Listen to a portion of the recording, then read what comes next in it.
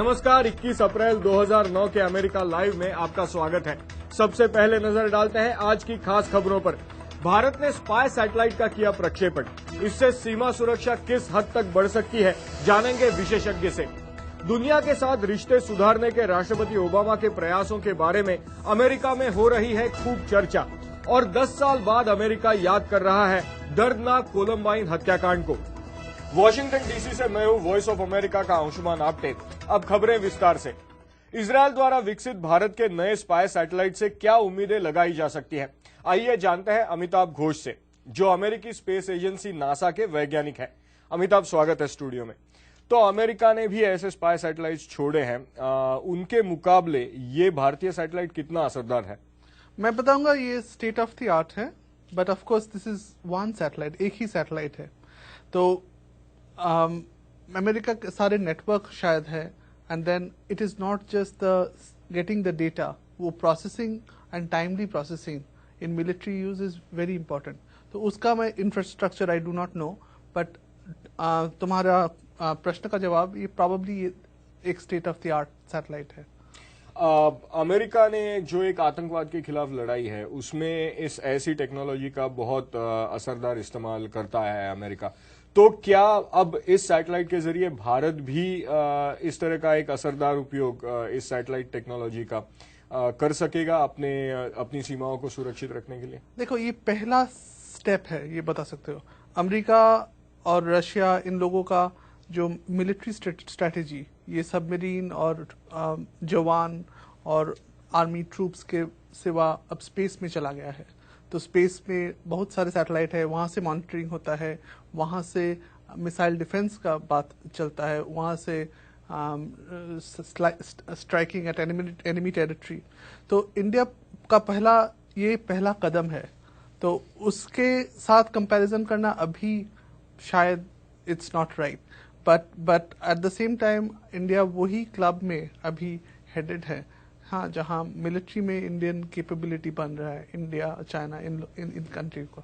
एक छोटा सा जवाब दीजिए, इजराइल से ये सैटेलाइट लेने की क्या जरूरत थी?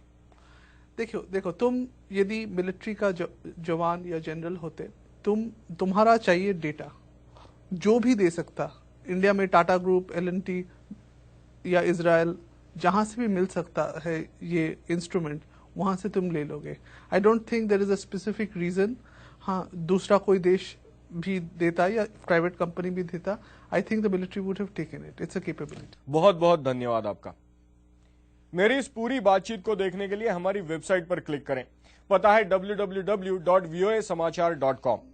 दुनिया भर में अमेरिका की छवि सुधारने की हर कोशिश राष्ट्रपति ओबामा कर रहे हैं। जहां एक और मुस्लिम जगत को उन्होंने शांति का पैगाम भेजा, तो दूसरी तरफ ईरान के साथ बातचीत की संभावना भी जताई। हाल में हुए उत्तर और दक्षिणी अमेरिकी देशों के सम्मेलन में अमेरिकी नीतियों की तीखी आलोचना करने वाले वेनेजुएला के राष्ट्रपति चावेज से हाथ भी मिलाया। लेकिन राष्ट्रपति ओबामा की इस नीति की सफलता के बारे में अमेरिका में सवाल भी उठ रहे हैं। राष्ट्रपति बराक ओबामा अमेरिकी प्रायद्वीप के शिखर सम्मेलन को महत्वपूर्ण पलों से भरा बता रहे हैं, लेकिन अमेरिका में चर्चा गर्म है कि राष्ट्रपति ओबामा कुछ लैटिन अमेरिकन नेताओं के सामने क्या बहुत नरमी से पेश आए। व्हाइट हाउस के प्रेस सचिव रॉबर्ट गिब्स ने इसका जवाब दिया। राष्ट्रपति ने बहुत मजबूत तर्क दिया है कि हमें अपनी विदेश नीति क्यों बदलनी होगी। वेनेजुएला के राष्ट्रपति ह्यूगो चावेज का राष्ट्रपति ओबामा से हाथ मिलाना और उन्हें सम्मेलन के बीचों बीच एक किताब का तोहफा देना मीडिया के लिए एक बड़ा आकर्षण बना। ओबामा ने कहा कि राष्ट्रपति चावेज को पता है कि मीडिया का कैसे इस्तेमाल करना है। विदेश मामलों के जानकार माइकल शिफ्टर का कहना है कि राष्ट्रपति ओबामा ने मजबूती दिखाई है। He's shaking hands, he's being polite, he's being civil. वो हाथ मिला रहे हैं, वो नर्म हो रहे हैं और सभ्य दिख रहे हैं। मुझे लगता है कि सम्मेलन में उन्होंने साफ कर दिया है कि वो क्यूबा और वेनेजुएला में लोकतंत्र और मानवाधिकारों के सवालों पर बहुत चिंतित हैं। Amit Srivastava, voice of America, Washington DC. America याद कर रहा है 10 साल पहले कोलोराडो राज्य के कोलंबाइन हाई स्कूल में हुए एक भयानक हत्याकांड को। कोलंबाइन हत्याकांड की 10वीं बरसी पर अमेरिका के कोलोराडो राज्य में इस हत्याकांड में मारे गए लोगों को श्रद्धांजलि दी गई।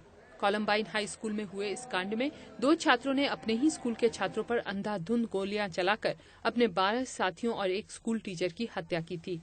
इस हत्याकांड ने अमेरिकी स्कूल्स के अंदर सुरक्षा इंतजामों की काया पलट दी। इसके बाद से ही हर स्कूल में कैमरास और मेटल डिटेक्टर्स लगाना जरूरी हो गया। अमेरिका में बंदूकों के इस्तेमाल पर प्रतिबंधों के विवाद ने भी इसी हिंसक घटना के बाद से तूल पकड़ा। Vidushi Sinha, voice of America. America live आप हमारी वेबसाइट पर भी देख सकते हैं। हमारा पता है www.voasamachaar.com।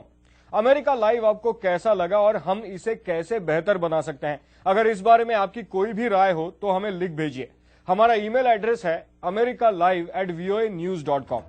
लेकिन अभी इजाजत दीजिए, नमस्कार।